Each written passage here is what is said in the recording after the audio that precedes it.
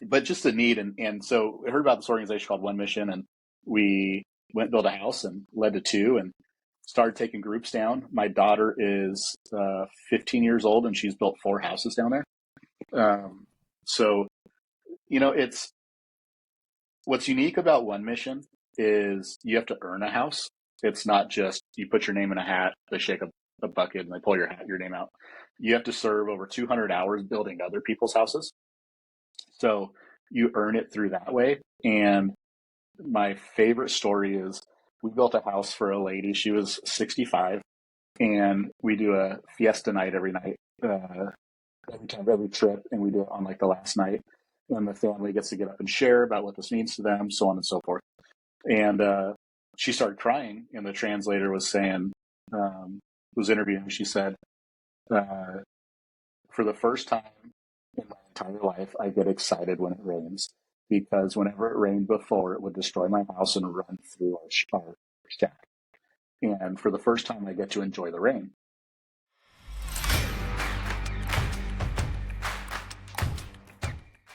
And welcome back to the Money, the Mindset, the Mentoring podcast. Today we have Chase, way out of Southern Arizona, Keller Williams, Southern Arizona, Team Integrity.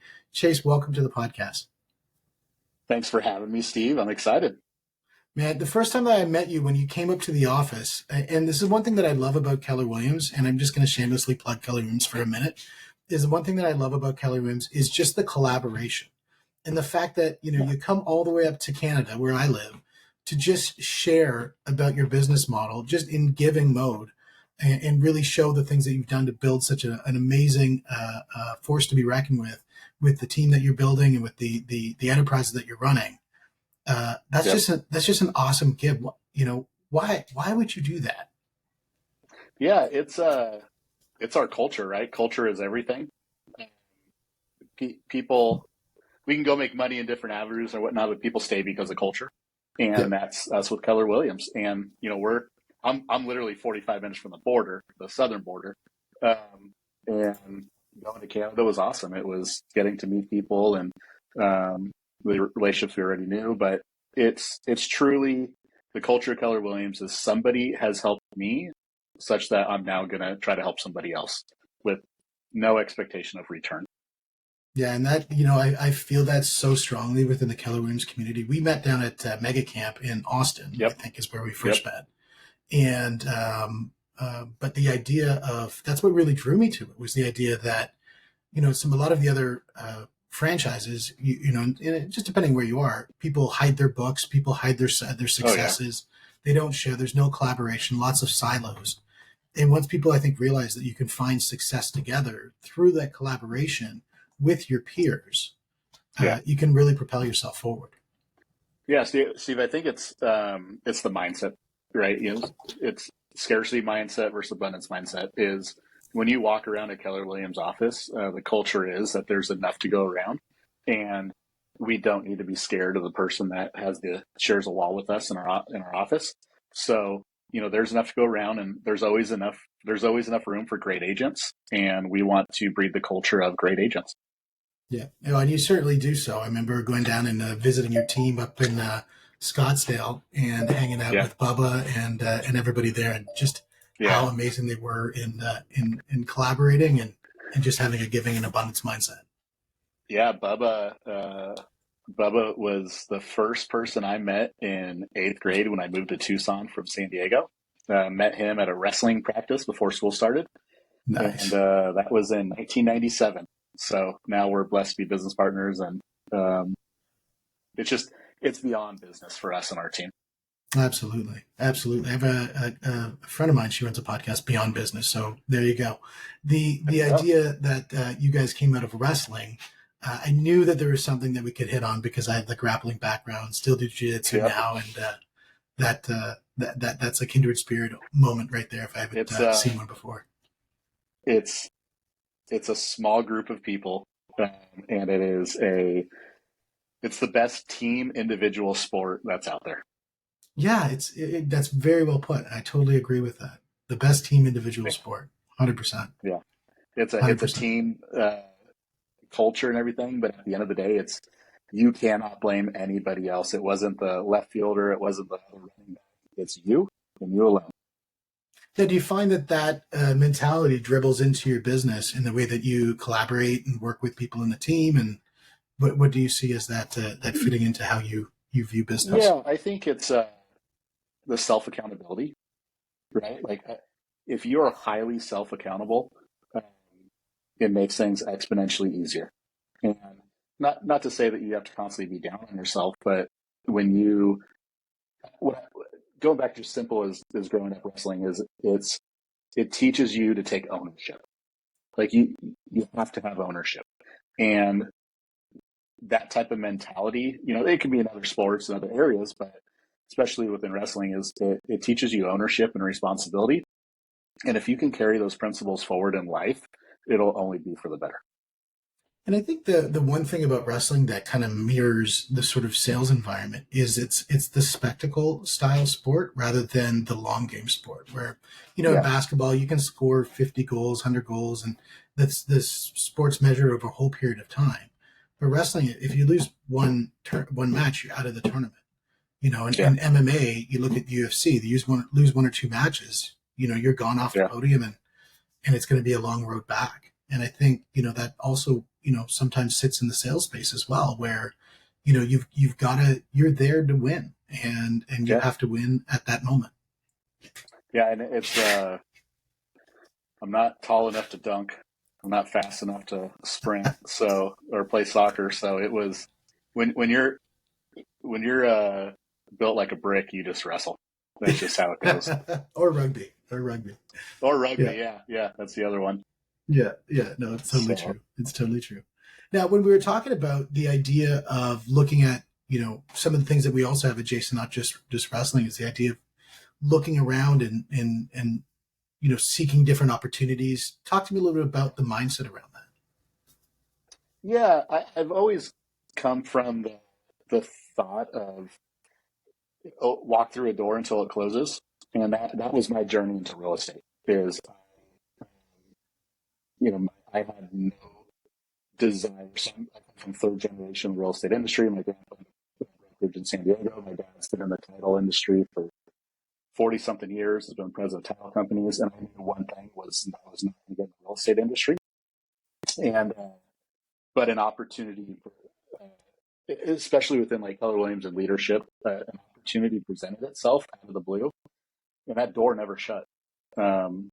So I think having the mindset around always being able to recognize opportunity, and I think you have to have some parameters of how you're going to vet opportunity, because not all good opportunity is good for you. So you have to come to a resolve personally about what type of opportunity you want and you want to take advantage of before it comes, so that you can look through it through the lens of this either fits my avatar or it does not. I love the idea of that. Not all good opportunities are good for you. And so being open, but saying that even though this looks amazing, this just might not be amazing for me. Yeah. And it might be for a couple reasons. It might be once you negate the money part of I'm not going to make opportunities solely based off of the financial incentive, everything else becomes exponentially easier. Like I'm not going to go take a job for $300,000 to be a women's national basketball coach. Like that's not a good. Like, the money's cool, but I have no idea what I'm doing. It's not good. Like I can hand them towels, and like that's about it. Right? That's it. So it's once you negate the money side, or you compartmentalize the money side, and you see, is this fit my journey? Does this fit my skill set? Is this going to give me joy, or is this going to ruin my life? So really deciding what opportunity is good opportunity before it happens is imperative. And the reason being is, what happens if what is in and of itself good opportunity but bad for you comes into a time in your life when you are financially struggling? You might make bad decisions based off of money. Yeah, that's where urgency and important, the relationship between those two things really comes at a juxtaposition that you got to kind of figure out. Absolutely. Who you want. Yeah. Who you want. What you want. Yeah. And that, when you think about who you are and what you want, I mean, I love Simon Sinek. Or Sinek, or however you want to pronounce it. Start with why. I think a lot of people, they cerebrally understand that that's something that they need to do, but they don't actually do it. And I know with you, you're pretty rock solid on saying, here's what my big why is. My big why is to lead and influence others such that they can live a life and leave a legacy bigger than they ever did. Like that phrase is what gets me out of bed at night. And I always say it keeps me going in the suck, right? Like when it's not great, like that is my North Star. And that might change down the future, but for right now, like that's what drives everything. Well, that throws you really well into the role of what you're doing, because I mean, there's people. One of my favorite coaches is a guy by the name of John Danaher. He's the one who coached George St. Pierre. Yep. And he talks about the distinct differences between the focus and the resolve that an athlete has to carry versus the focus and the resolve that a coach needs to carry. Yeah. And a coach, because they have to be so purposeful about success through others, where an athlete has to be so very specific that they are the modicum of success and there's nothing else.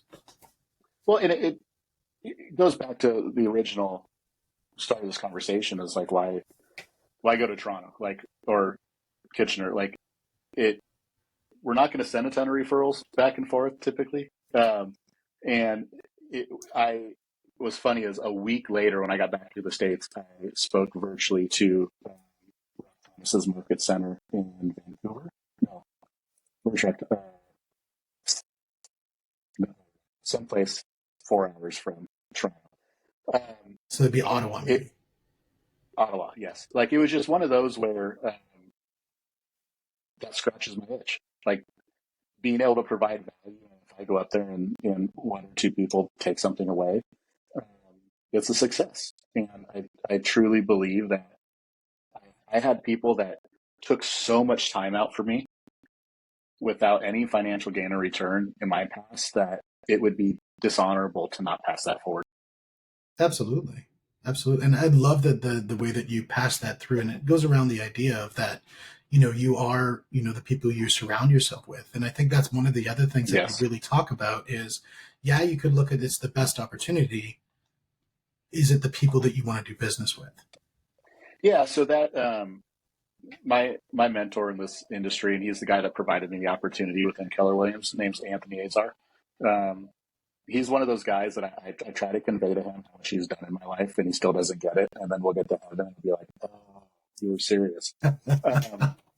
So he told me a long time ago, one of the most important decisions you'll ever make is who you get in business with. And he said, "I don't want to dumb that down. Like, that is why we're having this conversation." And I've got my business partner, Jenny, that owns Team Integrity with me. She is the best business partner you can have. She is absolutely phenomenal. She is extremely hard worker. She cares. She is, like, we've shared a desk. Like, we have a 10 by 10 office, and we look across from each other, and we have for the last 6 or 7 or 8 years. She's absolutely phenomenal. She's a great wife, great mom. And then on the insurance company as well, I got a couple business partners there, and what I work closely with is a guy named Jeff Allen. He is the same way. He is absolutely phenomenal, man of integrity, and working on a daily basis with him makes all the difference in the world. That's amazing. Now, when you look at the building up the team and partners, and specifically, a lot of people focus on when you're scaling the people that you're bringing into your organization. But when you look at the partner level, what are the number one things that you're looking for in a business partner? I think the first is trust. Like, it has to be trust. Without that, everything else becomes, if you don't nail that, everything's going to be an issue. It just will. So trust is one. I think it's very important to have a partner that's different than you are. We will think it's fun to hire somebody with the same personality as us to be our business partner. And it'll be fun for a little while until the organization blows up. Like, Jenny and I are completely different personalities. We are very opposite personalities. And Jeff, my business partner, for insurance, we are very different personalities. And that's what makes it beautiful. that's what makes it work. So trust, I think personality is big. And then, goals, like what is our goals? Or do we align? Those are all massive questions to be answered. And I also, Jenny and I's business partnership, and then Jeff and I's on the insurance side, like we knew each other before we entered into this. So a lot of those questions were already answered. Yeah, the idea of finding the uniform truth in alignment of trust, I think is so critical, and then the deviation of skill sets, because if you both do the same thing extremely well, one of them's redundant until you have scale. And so do you guys focus a lot on disc profiling to hone those things, or do you inherently look at the disc profiling, or do you use another mechanism for it? No, we use DISC, and like we've done the KPA and everything. One is finding out, like, really wrapping, like, here's an example, is if you could pay me 40 hours a week to do podcasts, I'd do it. Like, it energizes me, it's fun, I like talking to people. When I said Jenny had a podcast at 1 o'clock, she goes, have fun with that. Like, she's not enjoying that. So, and that just kind of worked its way out into the business as well, of what her strengths are, mine, and we recognize it and we honor it. And it works out extremely well. So I think when you say honor, I think that is when it comes to a team, rather than sometimes what will happen is you'll have the operating side look across to the sales, and the sales side look across the operations side with more of a contempt, because they're like, well, I could do their job, but and I could do it better. And, knowing full well that that's not really the truth, but you look with contempt to maintain that honor, across the organization. What do you do to kind of make that honor glue to keep the organization together? How do you keep that right? I think one is not meddling. Oftentimes when we meddle in somebody else's wheelhouse, it can cause conflict. And recognizing yourself. I think you have to look intrinsically and say, am I good at this or am I not? Or do I do this with passion or not? Just because you're good at something doesn't mean you're passionate about it, and that'll come across in delivery. So that's understanding where you're at, and then the other person in the partnership. That's what makes it. And there was Gary Keller talked about this a long time ago. He said, I own 100% of nothing. And just talking about how, he's got partners in almost everything. And it's, frankly, I would not want to do any of my businesses without partners. Like, that is the most miserable sounding existence for me, personally. I love working with somebody. But it's got to be the right person. It's got to be the right person. And I always think about that when it comes to real estate. And this is something that always runs as a conundrum for me when people are looking at getting into the real estate space, and whether they go it alone, so to speak, and buying that duplex by themselves, or they go into a joint venture or some sort of syndication or partnership arrangement to go to something large scale and multifamily. And you see that sort of the thought process. And that's one of the things I struggle with, and I try to figure out what is the best method for success. Any thoughts on that? I think you've got to look at, we're gonna enter into that one of three ways: time, influence, or money. And that's where any type of business relationship you have to look at and be very clear about it, because if you're not clear about it, there'll be unmet expectations, which will cause conflict. Are you getting involved in this opportunity because it's going to really invest your time? Or are you going to invest your influence? So maybe you're going to take the podium that you built to influence this organization or whatnot. Or are you just going to be a silent investor? Or you just put money in? I want to return. Here's my metrics of what I want on this return, and I don't care what you do. But you have to have clarity about that, because if you bring somebody in because of their time and money, and all they show up with is money and they don't invest their time, there's going to be conflict. Or it could be the opposite of like, I go, Steve, I want you to invest in this.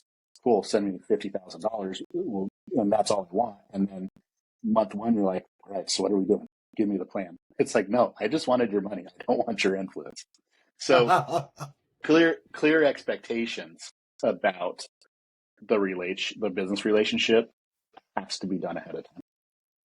Yeah, and I think that then goes back to that, what you said earlier is the foundation of trust, because I think that's expectations, and satisfying those expectations continually reinforce the trust relationship between people.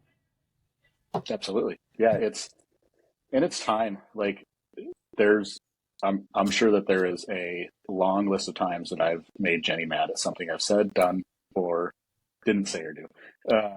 But we move past those, and that's what. And I think every time you overcome one of those, you build that much more trust. Yeah. I think, especially when you run into obstacles, I agree with you that that's the biggest way to build trust is how somebody handles stress, how somebody handles failure, how somebody handles obstacles, because it's always really good it's really easy to be a good person when times are good. But when times get tough, I think true character comes out. This could be a 50 episode podcast, but Jenny and I, we've been through some stuff, and like the highs of highs and lows of lows, and coming through the other side of it, it's solidified our partnership relationship. I think too often times we walk around life and relationships with our hand on the injection cord, and like we're white knuckling it. Like we're waiting for the first time it feels uncomfortable, we're pulling that bad boy. Mm-hmm. So I think that's one of those where it just does not fare well because you never make progress, right? Yeah. You and I both know people that have worked at 10 different businesses in 10 years. Yep. Usually there was some type of conflict or something got uncomfortable and the grass was always greener. Yeah. Yeah, instead of just sitting there and saying my grass is dying, maybe I should grab a watering can and what part do I play in this?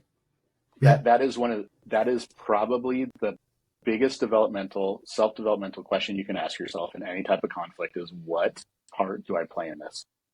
Because we all do, whether it's small or massive, we all play a part. Yeah. Yeah, you see that a lot in the real estate agents where, they're not successful at one brokerage, so they bounce to the next brokerage. They're not successful at that brokerage, they bounce, and they're like, man, all the brokerages in this town are terrible.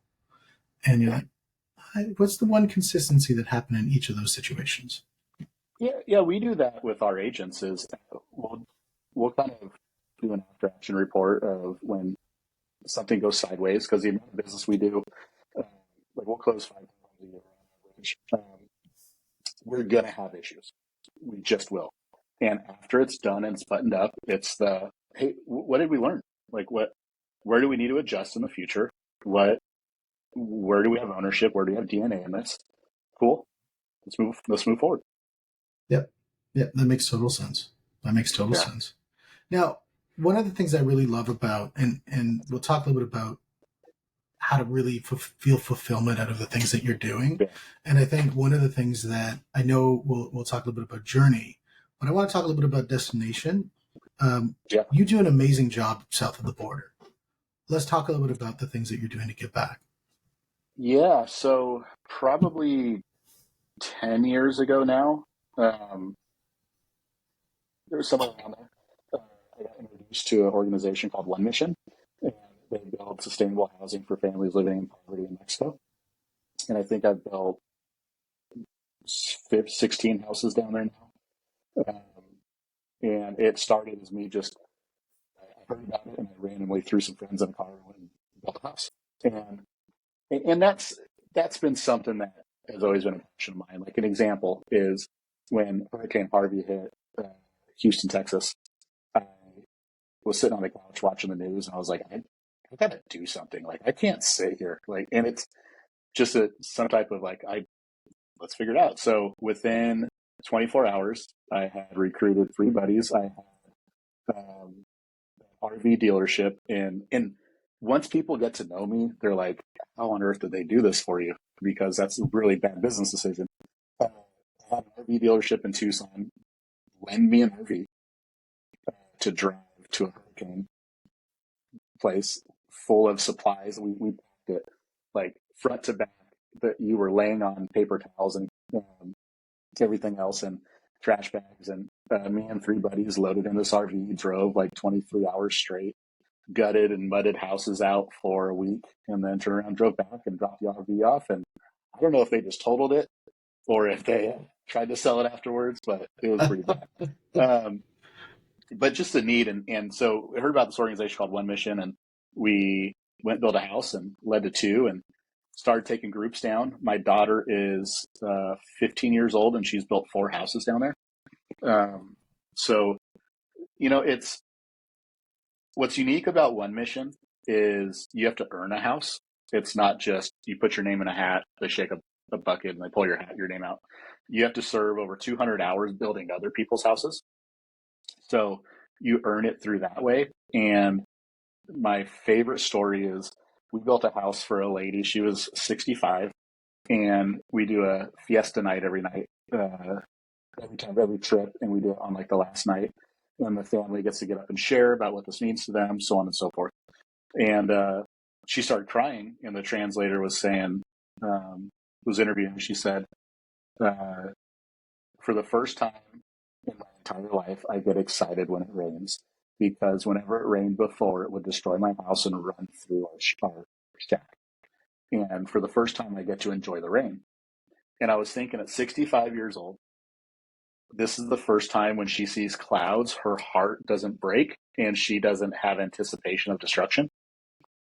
She can get excited. And I'm like, when I see rain, I'm like, oh, cool, it's raining. Like, and for her, it's a complete life change now for something so small. And probably one of the most impactful stories we've had.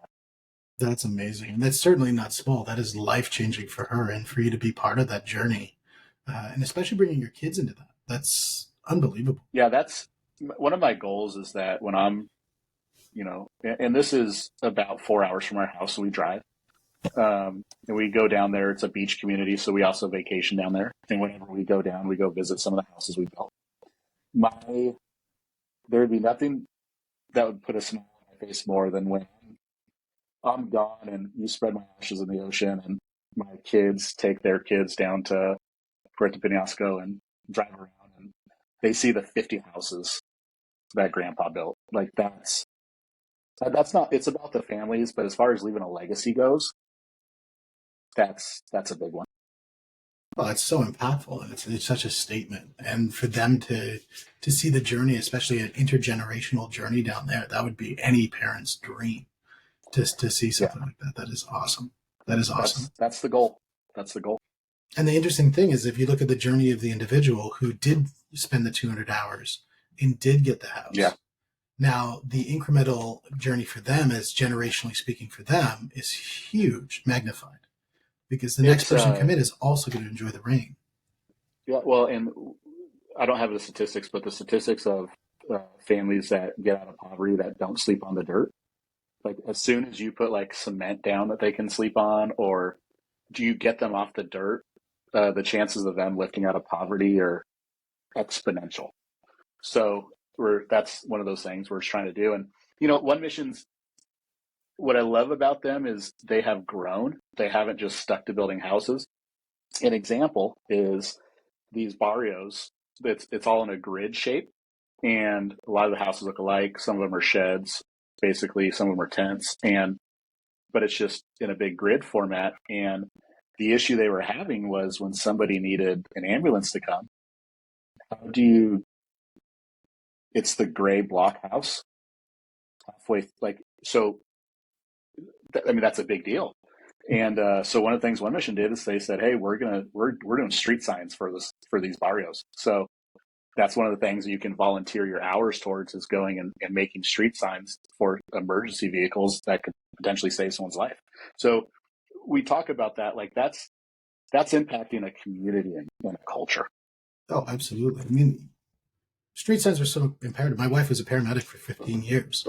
and not being able to know where you're going or where to find that spot is so difficult. And it's the magic few minutes of whether somebody's going to survive or not.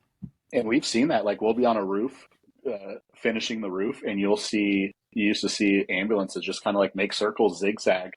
And it's like, they're obviously there for a reason. Like, it's scary. And we really take for granted what we have when we get outside of our comfy ecosystem. Absolutely. And that's one of the things that we never know what's going to happen in the future. Right. Yeah. And, I want to talk to you to talk a little bit about that element too. Yeah. Yeah. We had, so back in my former life, I worked at churches, and I had a period several years ago, 5 years ago now, where I had lost 3 friends to cancer within about 90 days of each other, and did all 3 of their funerals, ranging from 25 years old to mid-30s with kids, families, all that. And that was kind of, we have these pivotal moments in our lives. That was a big one for me, emotionally and spiritually just depleted at that point. There's only so many times you can stare at your best friend's widow or the parents of a girl that you've known for a long time. And my resolve after that was enjoy the journey, because we're not promised the destination. And we might be planning towards retirement. I'm not saying just burn your money or anything like that, but there's a book called Die with Zero. That's a great book. And enjoy the journey. And that can be minute or that can be grandiose of your life. But like, enjoy your 43rd year of life, because everything that you're working towards of what you're going to do at 70 may never happen. So take advantage of that. Plan that trip. Spend that time. And like, an example is, I took my family to Disneyland. It's about a 6-hour drive from here. And we got halfway through. It's in the middle of nowhere, a little town called Yuma, Arizona. And stopped, used the bathroom, got back in, and the transmission blew up in our Suburban. And we were like, and in my head, like, I'm like, I know how much this is going to cost. Like, we're not even driving back. We're driving to our vacation. And it took me about 5 seconds to collect my thoughts. And I said, hey, Ubering to get a rental. I'm calling right now to book it. I'm going to go talk to the fire station across the street. We're going to park the car there. My buddy's going to drive and pick it up. And we're going to go to Disneyland. We're going to figure it out. And if you ask my kids right now, it is probably one of the most fun experiences we've had, because we figured out, we enjoyed the journey. And it Absolutely. and then we got there, and California had record rainfall, and it rained 3 days straight. And you know what? We had fun. That's amazing. So enjoy the journey. And that's really become like, when you have a flight and you're mad at the 3-hour layover, what opportunities can happen in the airport? Might you get to have a conversation with? What podcast can you listen to that might change or impact your life? So really just enjoy the journey, or not promise the destination. And if you make it, the destination's that much more sweet. Well, yeah, exactly. I mean, then you're doubling down on it, because you're getting the enjoyment through the whole process, irrespective of the ups and the downs. And, because every up, there could be a down, and every down, well, there could be an up. And, but, saying that the destination, while it's extremely important, that those moments, those are the things that make who we are. And I agree with you. There's so many trips that we've done with our kids that have gone sideways. And those are the ones that they remember the most, with the absolute joy of looking on them in the past. And I look at, you and I are both fight fans. And I look at these guys that do camps for, call it 3 months. We'll call that an average camp.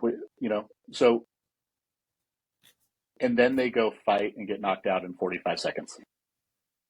Like, but I'm sure, like, you interview them 5 years from now, they're going to talk about the heartache of the loss, but they're also going to have 5 hours of stories of camp for you about how fun it was. This happened, that happened. So the destination may not always be as sweet as the journey. Yeah. Yeah. And then if they take that moment and say, I'm going to use that moment, which was a low moment, to create another high moment. I mean, now you're doubling down on it. So it is. It yeah, is. no, that's amazing. It's a beautiful thing if you allow it to be. Absolutely. Absolutely. Well, Chase, it's been an absolute pleasure as always. And I encourage any Keller Williams office who wants to, or any actually really office who wants to have them come in and chat. I think that's so amazing to do. Yeah. We that's a big rock of mine. KW University approved and teaching the leverage series, and we'll be starting traveling. So, yeah, anybody listening that needs some help at a market center, love to help you out. I'm chasing right behind you on that one, no pun intended, as I build out to be able to deliver that curriculum. Awesome. Well, Chase, thank you so much. And for anybody who wants to reach out to Chase, easiest thing to go is to KW Southern Arizona Team Integrity, and teamintegrityhomes.com is the easiest way to find them. And man, it's been an absolute pleasure chatting with you on the money, the mindset, and the mentoring podcast. Thanks so much. And we'll see you guys on the next one.